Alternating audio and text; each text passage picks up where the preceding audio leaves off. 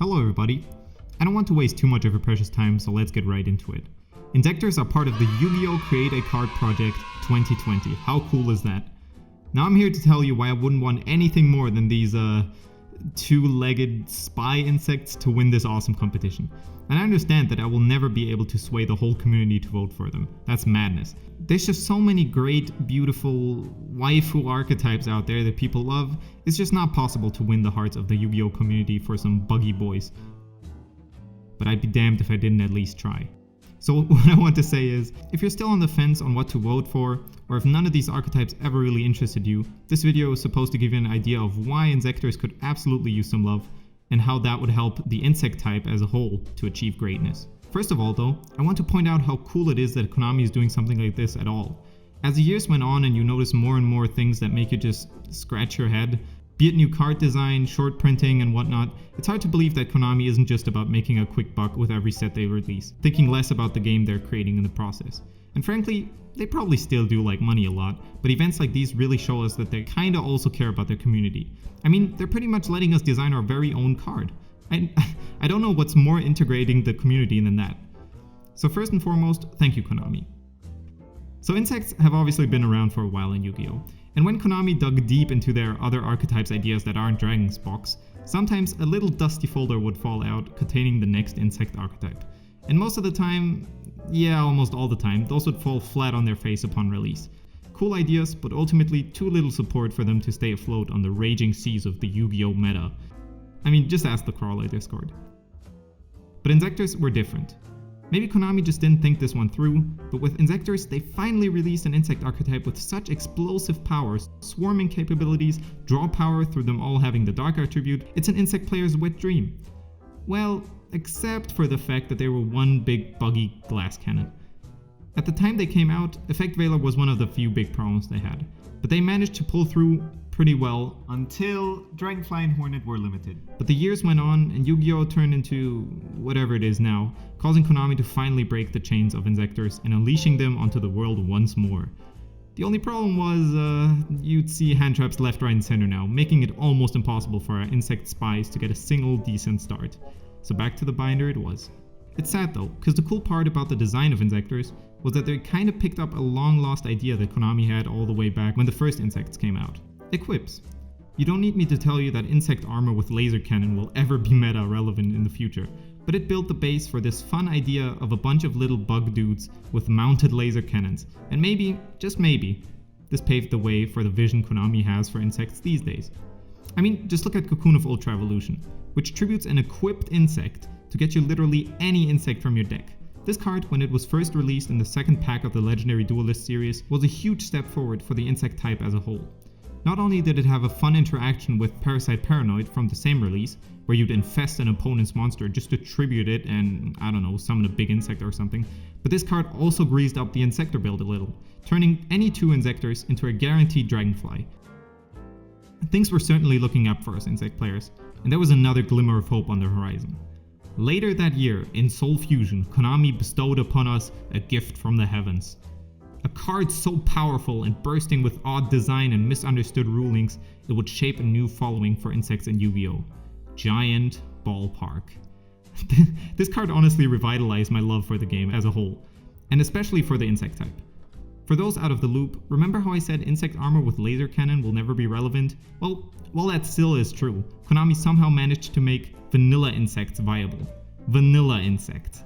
And not only that, they made me look like an insane person trying to explain how no, these may all have almost the same stats, but the attributes actually play a big role, and you need a vanilla with the lowest possible attack and one with the highest unless you're playing wind and Kuwar. Anyways, Ballpark did a lot of things. It was also the card causing me to finally learn, study how the damage step works. Because at locals you'd always have situations like, I send a big insect to attack into your borrow load, I take damage, trigger Ballpark. Ash? Nope, doesn't work. It says during damage calculation. What? Send Gokipole, effect to add an insect. Called? Nope, still damage step, sorry. What? Goki add Insect Knight, Special Summon Knight, and pop Borrow Load. What? It doesn't target. Big Insect survives, by the way. What? Needless to say, Ballpark is just fun all around. especially for me. Except Konami then kinda dropped the Goki ball and didn't release a single real support card for the sub-archetype ever since. Sure, we got C-Squatter, but that one was just waiting to be imported from the OCG and really didn't help improve the deck by much. What we could have needed was a low-range attack level 4 insect, but I digress. So while it never really made it to the meta, Ballpark kickstarted my quest to find the best, most mind-blowing insect build out there. And believe you me, together with the Insect Decks Discord server, we dug deep to find support in and outside of the insect type, just to make it work, but something always seemed to be missing. Which brings us back to this golden opportunity of getting just the card we need. But I'm going to be honest, I can't say exactly what that card will be right now. At the moment of writing this script for this video, the bracket was just announced and we don't really know what the whole design your card process will look like in the end. What we can do though is look at what Inzektors are missing at the moment, what could help not only make them more consistent and fresh, but also more resistant towards interruption, and help the insect type as a whole while doing so. Most of you have probably seen the boards a good Inzektor combo can get you these days. We're talking seemingly infinite loops of Hornet Pop, Dragonfly Effect, Special Summon, to eventually get an extra link or, if you actually want to make an impact on the game, a bunch of negates. Now that's cool and all, but Inzektors still need a way to actually reliably start their combo, all while protecting themselves from a single piece of interruption, which up until this point spelled the end for any Inzektor player's turn. Coming from Konami's design philosophy, their way of making an archetype more consistent was introducing a link monster to it. They've done this countless times over the past 2 years, and I can see why. Links are usually pretty easy to make and can easily extend any deck's game plan without having to draw a specific card to do so. They're just always there for you in your extra deck. And then there was the whole Master Rule 4 thing, causing a bunch of decks to become obsolete, but we're over that now, let's not talk about it. In fact, Inzektors already got a link monster. Picofalena was introduced in Flames of Destruction all the way back in 2018, and while it was a great addition for Inzektors, the fact that you had to already have 3 insects on board, 2 to make Peeko, 1 to equip an Insect 2 from the deck, made it more of a win more card. If people were to stop an Inzektor combo, they'd probably do so during their biggest choke point, right at the start, leaving no chance for Peeko to shine. And with the release of Union Carrier, a more accessible and less risky option was found. It almost seemed like Picofalena was a bigger help in ballpark decks. Those were able to get 3 vanilla insects on board consistently, and the second effect of Peeko shuffled back your vanillas for a draw and so that you could use them again for ballpark next turn. Useful. So what's the next step to help Inzektors? Well, I wouldn't want to go all out and print a Miscellaneousaurus for insects, that card is honestly just silly. At least dinos can consistently go semi-infinite. Yet. But I really do feel like they need a more accessible link. As unspectacular as it may seem, something like a Link 1 using a single non-link insect would probably do the trick, and let me explain why. It could assist the combo right from the start, without having to commit to using too many resources. So during the main phase, it could target 1 level 4 or lower insect in your graveyard, special summon it in defense position, and equip itself to that insect you just summoned. That would be hard once per turn. A monster equipped with the link would gain a push of 700, and you could send the link to the graveyard to make that insect unaffected by your opponent's card effects for the rest of this turn. And not only would it do that, but remember how I said that insects have been consistently underperforming in Yu-Gi-Oh history? The real problem, in my opinion, lies in the fact that insects haven't had a real identity for so long. There are way too many random insect cards out there with really cool effects, but they have been overlooked because of their inaccessibility. Cards like Resonance Insect, Retaliating Sea, Block Spider, and Cicada would finally find a home with a Link 1 insect, one that isn't dependent on meta shenanigans at least. Cocoon of Ultra Evolution, to get back to the equipping insect thing, would also be way easier to access in other insect decks. And while it sure would be cool to have a Link 1 searching ballpark, this is not the place for that, I feel.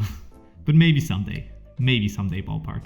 I'm certain that what Inzektors need isn't a sick Link 4 boss monster or another monster in the main deck. Their biggest choke point is their consistency and their weakness to hand traps. And if Konami lets us make the card we really need, we should take this chance to make Inzektors playable again, and carry the rest of the insect type with them.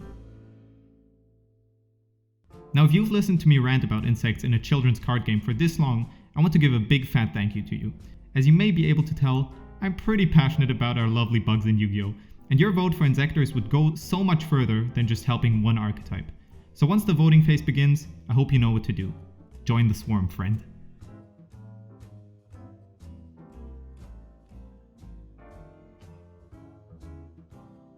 And while you're at it, why not join our Discord? We're always on the lookout for new strategies, and if you have something you want to show to the world, the Insect Discord server is the perfect place to do so. I'll see you there.